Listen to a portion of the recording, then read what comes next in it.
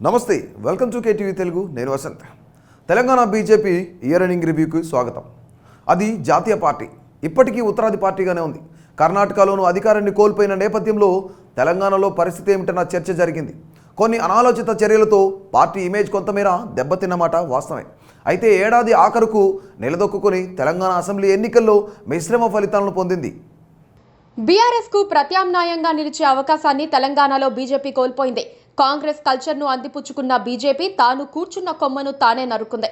ఏడాది ప్రారంభంలో అత్యంత బలంగా కనిపించిన బీజేపీ అసెంబ్లీ ఎన్నికల నాటికి వెనుకబడిపోయింది. స్వయంకృతాపరాధంతో తెలంగాణలో బీజేపీ 3వ స్థానానికి పడిపోయింది.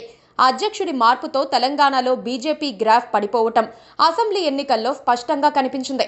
అయితే గతంతో పోల్చితే అసెంబ్లీ ఎన్నికల్లో మెరుగైన ఫలితాలు సాధించటం బీజేపీకి ఏడాది చివర్లో ఊరటనిచ్చే అంశం.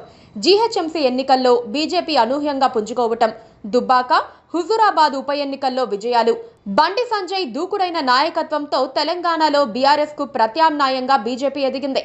ఏడాది ప్రారంభంలో మంచి ఊపు మీదున్న బీజేపీ చివరకు ఆ టెంపో కొనసాగించలేకపోయింది. కేసీఆర్ ప్రభుత్వాన్ని ఢీకొట్టి తెలంగాణలో ప్రజాస్వామిక ప్రభుత్వాన్ని ఏర్పాటు చేస్తామని హామీ ఇచ్చిన తర్వాత కాలం కలిసి రాలేదు. దీంతో తెలంగాణలో మధ్యలోనే బీజేపీ చతికిలపడింది. 2023 ప్రారంభం నుండి డిసెంబర్ వరకు బీజేపీ ఎన్నో ఒడిదుడుకులను ఎదుర్కొంది. ఎన్నికల నాటికి టీబీజేపీలో సీన్ మారిపోయింది. పార్టీ నుండి కీలక నేతలు కాంగ్రెస్ లోకి వెళ్లటం, సొంత పార్టీలో ఉండి పార్టీ పైన అసంతృప్తితో రగిలిపోవటం, ఇలా వివిధ కారణాలతో పార్టీకి తీవ్ర నష్టం జరిగింది. విజయ్ శాంతి, కోమటిరెడ్డి రాజగోపాల్ లాంటి వాళ్ళు కాంగ్రెస్ కండువా కప్పుకున్నారు. ఒకప్పుడు అధికారంలోకి వస్తామని అంచనా వేసుకుని తర్వాత చెతికిలబడ్డారు. ఎన్నికల్లో దుబ్బాక, కరీంనగర్, అంబర్పేట్లో పార్టీ ఓడిపోయింది. అయితే అనూహ్యంగా ఉమ్మడి ఆదిలాబాద్, ఉమ్మడి నిజామాబాద్ జిల్లాలో కమలం పుంజుకుంది. గతంలో ఎన్నడూ లేనంత అసెంబ్లీ ఎన్నికల్లో 8 సీట్లు సాధించింది. జీహెచ్ఎంసీ పరిధిలో కొన్ని సీట్లు సాధించి ఉంటే పరిస్థితి మరింత మెరుగ్గా ఉండేదన్న అభిప్రాయము వ్యక్తమైంది. బీఆర్ఎస్ బీజేపీకి దోస్తానా ఉందన్న చర్చ కూడా కమలానికి శాపంగా మారిన మాట వాస్తవం. కాంగ్రెస్ పై కసితో బీఆర్ఎస్ నేతలను బీజేపీ పెద్దలు కాపాడుతున్నారన్న ప్రచారము పనిచేసింది. ఆ దిశగా బీజేపీని దెబ్బకొట్టడంలో కాంగ్రెస్ సక్సెస్ అయింది. బీజేపీ గ్రాఫ్ రోజురోజుకు పడిపోవటానికి బీఆర్ఎస్ అధినేత కేసీఆర్ తనయ కల్వకుంట్ల కవిత కూడా కారణమయ్యారు. లిక్కర్ స్కామ్ లో కవిత జైలుకు వెళ్లటం ఖాయమని బీజేపీ నేతలు పదే పదే ప్రచారం చేశారు. కవితను విచారణకు పిలిచిన సందర్భంలో కవిత అరెస్టు ఖాయమంటూ పెద్ద ఎత్తున ప్రచారం జరిగింది. కవిత అరెస్టుతో తెలంగాణలో బీజేపీ పుంజుకుంటుందని అంతా భావించారు. కానీ అందుకు విరుద్ధంగా ఆమె అరెస్టు కాలేదు. దాంతో కాంగ్రెస్ కు పెద్ద ఆయుధం దొరికింది. ఓవైపు ఢిల్లీ ఉప ముఖ్యమంత్రి మనీష్ సిసోడియాను లిక్కర్ స్కామ్ లో అరెస్ట్ చేయటం, మిగతా వారు లిక్కర్ స్కామ్ లో ఉన్నవారంతా అరెస్టు కావటం, కేవలం కవిత అరెస్టు కాకపోవటం వెనక బీజేపీ ఉందన్న ప్రచారాన్ని కాంగ్రెస్ విస్తృత స్థాయిలో ప్రజల్లోకి తీసుకెళ్లింది. తెలంగాణ ప్రజలు సైతం కాంగ్రెస్ ప్రచారాన్ని నమ్మారు. బీజేపీలో చేరాలనుకున్న నేతలు కూడా ఆలోచించుకొని కాంగ్రెస్ వైపు వెళ్లిపోయారు. అందులో పొంగులేటి శ్రీనివాసరెడ్డి, జూపల్లి కృష్ణారావు ముఖ్యులని చెప్పక తప్పదు.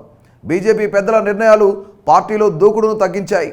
అధ్యక్షుడు బండి సంజయ్ ను మార్చటం బీజేపీకి బలమైన దెబ్బ తగిలింది.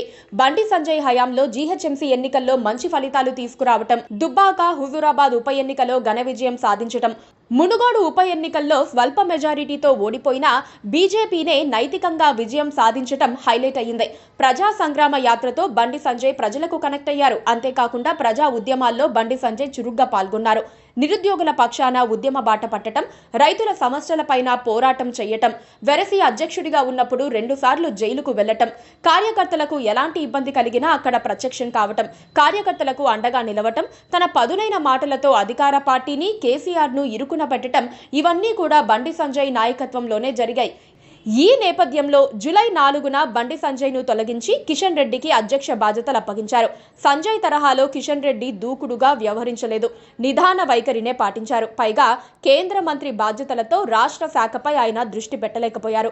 అదే బీజేపీకి శాపమై కూర్చుంది. గోషమహల్ ఎమ్మెల్యే రాజాసింగ్ సస్పెన్షన్ ఎత్తివేసి బీజేపీ కొంతమేర ప్రయోజనం పొందింది. అయితే పార్టీలో ప్రస్తుత వ్యవస్థలను డిస్టర్బ్ చేయకూడదని బీజేపీ పెద్దలు నిర్ణయించుకున్నారని సమాచారం. వివాదాస్పద వ్యాఖ్యలతో విమర్శల పాలైన ఎమ్మెల్యే రాజాసింగ్ పైన ఉన్న సస్పెన్షన్ ఈ ఏడాదిలోనే బీజేపీ నాయకత్వం ఎత్తివేసింది. దీంతో గోషామహల్ నుంచి వరుసగా మూడోసారి రాజాసింగ్ ఎమ్మెల్యేగా గెలిచారు. ఇక 2023 సంవత్సరానికి వీడుకోలు పలుకుతూ రానున్న పార్లమెంటు ఎన్నికలకు సిద్ధమవ్వాలని బీజేపీ నాయకత్వం నిర్ణయించింది. ఇందులో భాగంగానే ఏడాది చివరిలో డిసెంబర్ 28న అమిత్ షా తెలంగాణ పర్యటనకు వచ్చారు. లోక్సభ ఎన్నికలకు లీడర్స్తో పాటు క్యాడర్కు దిశానిర్దేశం చేశారు. అసెంబ్లీ ఎన్నికల్లో ఓటమితో అధ్యక్షుడి బాధ్యతల నుంచి తప్పుకోవాలని కిషన్ రెడ్డి భావించారు. ఇదే విషయాన్ని కిషన్ రెడ్డి జాతీయ నాయకత్వానికి చెప్పారు. అయితే లోక్సభ ఎన్నికల వరకు కిషన్ రెడ్డినే కొనసాగాలని జాతీయ నాయకత్వం ఆదేశించింది. తెలంగాణలో 10 లోక్సభ స్థానాల లక్ష్యంగా బీజేపీ ముందుకు కదులుతోంది. పార్టీ కేడర్కు అమిత్ షా చెప్పిన మాట కూడా అదే. అంత సులభం కాకపోయినా ప్రయత్నించడంలో తప్పేమీ లేదన్న బీజేపీ ఆలోచన ఏం జరుగుతుందో చూడాలి మరి.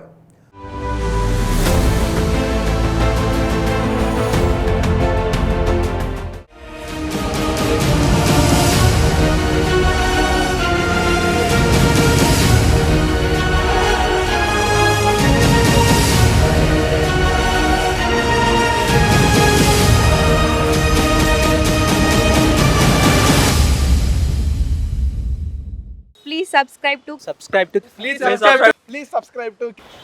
to KTV Telugu. KTV Telugu. KTV Telugu. To KTV Telugu. KTV Telugu channel.